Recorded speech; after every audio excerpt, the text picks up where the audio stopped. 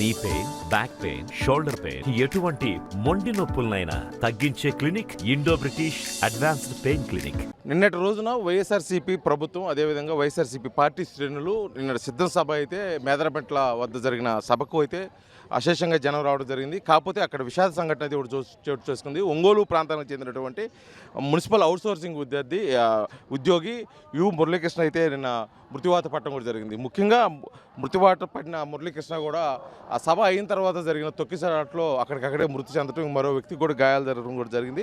కాకపోతే ఆ మురళీకృష్ణ కుటుంబ సభ్యులు ఇప్పుడు తీవ్ర విషాదంలో ఉన్నారు. వారైతే ప్రభుత్వం నుంచి తమను ఆదుకోవాలి, జరిగిన అన్యాయంపై కూడా విచారణ జరగాలని చెప్పేసి కూడా కోరుకున్నారు. ఇప్పుడు మనతో పాటు వారి భార్య ఉంది, వారు మాట్లాడుతూ అసలు ఏం జరిగింది, వారు ఏ విధంగా ప్రభుత్వం నుంచి సాయం కోరుకుంటున్నారు. అమ్మ, నిన్న సభ జరిగిన సందర్భంగా అయితే మురళీకృష్ణ మృత్యువాత పట్టడం జరిగింది. అసలు ఏం జరిగింది, అసలు మీకేమన్నా చెప్పారన్న? మాకు ఉదయం డ్యూటీకి వెళ్ళాడండి. ఆయన మున్సిపల్ పారిశుద్ధ కార్మికుడు కూడా చేస్తాడు. ఉదయం డ్యూటీకి వెళ్ళాడు. డ్యూటీకి వెళ్ళి అటు నుంచి అటు కార్పొరేటర్ పిలిచాడని సభకి వెళ్ళారంట. మేము మధ్యాహ్నం ఫోన్ చేసాము, ఇంటికి రాలేదు ఏందని. కార్పొరేటర్ పిలిస్తే ఇలా వెళ్ళాను, సాయంత్రం వస్తాను, డబ్బులు తీసుకున్నాను 500 అని వెళ్ళారండి. సాయంత్రం ఫోన్ చేస్తే మధ్యాహ్నం నుంచి ఫోన్ కలవట్లే. ఇంకొకసారి 12ంటికి ఫోన్ కలిసింది. ఇంక తర్వాత ఫోన్ కలవలేదు. 5:30 ఆ టయానికి వేరే వాళ్ళు చేసి, ఎవరు చేశారో తెలియదు మాకు. వాళ్ళు చేసి ఇలా మీ కొడుకు పడిపోయాడమ్మా, వాళ్ళ భార్యను తీసుకొని రండి అని చెప్పారు. మేము కొంచెం దూరం వెళ్ళేటప్పటికి మేమే తీసుకొని వస్తున్నామని చెప్పి అక్కడ వేసి వెళ్ళారండి. అనాథ శవం అని ఎవరో తెలియదని మమ్మల్ని అక్కడ వదిలేసి వెళ్ళిపోయారు. దీనికి సంబంధించి ఇప్పుడు ఎవరైతే మున్సిపల్ కార్పొరేటర్ తీసుకెళ్లారన్నారో, అదేవిధంగా ఇప్పుడు ఎత్తున మున్సిపల్ ఉద్యోగి, దానికి సంబంధించిన అధికారులకు కానీ లేకపోతే నాయకులకు కానీ అడగటం కానీ ఏమైనా జరిగిందా? మీరు ఏం లేదండి, ఎవరు రాలే, సంప్రదించలేదు, మమ్మల్ని ఎవరు అడగలేదు. తీసుకొచ్చి అనాథమని ఆడేసి వెళ్ళారు. తీసుకెళ్ళిన వాళ్ళు గమ్ములు ఎవరో తెలీదు. కార్పొరేటర్ పిలిచాడు, వెళ్ళారు అన్నారు. వాళ్ళు ఎవరు అనేది మాకు తెలీదు. ఇప్పుడు వరకు మీ దగ్గరికి అధికారులు కానీ దానికి సంబంధించిన నాయకులు కానీ రావటం కూడా జరగలేదు? ఎవరు రాలేదండి, ఎవరు రాలేదు మా దగ్గరికి. నా భర్తను అన్యాయం రోడ్డు మీద చేసి వెళ్ళారు. అనాథం అని తీసుకెళ్ళిన వాళ్ళకి తెలీదా? నా భర్త మాకు పనితో ఫోన్ అన్నా చెయ్యాలి కదా. ఎప్పుడు చనిపోయాడో ఎలా చనిపోయాడో తెలీదు. అసలు ఏం జరిగిందో తెలియకుండా అనాథం అని ఆడేసి వెళ్ళారు నా భర్తని. చెప్పాలి కదా, మాకు ఇన్ఫర్మేషన్ చేయాలి కదా. ఏం చెప్పకుండా ఆడేసి వెళ్ళారు. ఈ సభలో పెట్టే డబ్బులు ఇచ్చే తీసుకెళ్ళేది ఎలా మనుషులు ఇచ్చేసేదా?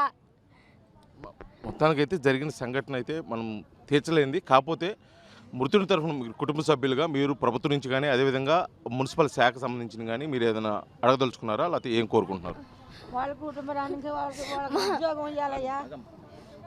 నేను 10th క్లాస్ చదువుకున్నానండి, నాకు ఉద్యోగం ఇవ్వండి. నా పిల్లలకి చదువుకోవడానికి గవర్నమెంటే భరాయించాలి. నా పిల్లలు చదువుకున్నందుకు ₹1 కోటి నష్టపరిహారం ఇవ్వండి. మాకు ఇల్లు కూడా ఏం లేదండి, ఇల్లు కట్టించి ఇవ్వండి. అమ్మ, మాతో పాటు వాళ్ళ తల్లిగారు కూడా ఉన్నారు, వారు మాట్లాడుతూ వస్తున్నాం. అమ్మ, అసలు జరిగిన సంఘటన మీద మీరు ఏ విధంగా ప్రభుత్వం నుంచి సాయం కోరుకుంటున్నారు?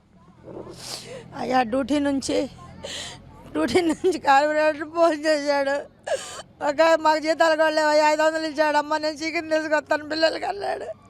సరేలేరంటే ఏడున్నారంటే నేను మీటింగ్కి పోయానమ్మా అని చెప్పి అన్నాడు.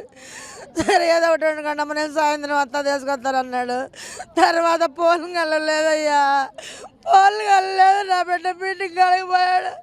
నా బిడ్డను చేశారయ్యా, ఈ బిడ్డలో చేశారయ్యా. వీళ్ళు చిన్న పిల్లలయ్యా, నా చూడపోతే భర్త పోయాడయ్యా. ఈ బిడ్డలు ఎవరు చూస్తారయ్యా? ఆ గవర్నమెంట్ వాళ్ళకి నష్టపరిహారం, వాళ్ళకి ₹1 కోటి ఇవ్వాలి, వాళ్ళ భార్యకు ఉద్యోగం ఇవ్వాలి, ఈ బిడ్డలు చదివించి వాళ్ళ కంపగూడు ఏర్పాటు చేయాలయ్యా. ఇది మొత్తానికైతే కూడా కుటుంబ పెద్దను కోల్పోయిన ఆ కుటుంబం అయితే పూర్తిగా కూడా ప్రభుత్వం నుంచి సహాయ సహకారాలు అవసరమని కోరుకుంటున్నారు. వారి భార్య అయితే చదువుకున్న ఇదిని బట్టి కూడా తనకు ప్రభుత్వం తరపు నుంచి ఆదుకోవాలి, ఏదైనా ఉద్యోగం ఇవ్వాలి. అదేవిధంగా వారి కుటుంబ సభ్యులకు కావాల్సిన పిల్లలకైతే చదువు విషయంలో కూడా పూర్తిగా సహాయ సహకారాలు అందించాలి. అదేవిధంగా మున్సిపల్ ఉద్యోగుల యూనియన్ తరపు నుంచి కూడా వాళ్ళు అయితే డిమాండ్ చేస్తున్నారు, ₹1 కోటి నష్టపరిహారం కల్పించాలి. దీనిపై సమగ్ర విచారణ జరిపి వారి కుటుంబానికి అయితే పూర్తి స్థాయిలో న్యాయం జరగాలని చెప్పేసి కూడా వాళ్ళు కోరుకుంటున్నారు. వీడియో జర్నలిస్ట్ లక్ష్మణ్తో శ్రీనివాస్, RTV ఒంగోలు, ప్రకాశం జిల్లా. మరిన్ని వీడియోస్ కోసం ఛానల్ ని సబ్స్క్రైబ్ చేయండి, లేటెస్ట్ అప్డేట్స్ కోసం వాట్సాప్ ఛానల్ ని ఫాలో చేయండి అండ్ లింక్ డిస్క్రిప్షన్ లో ఉంది.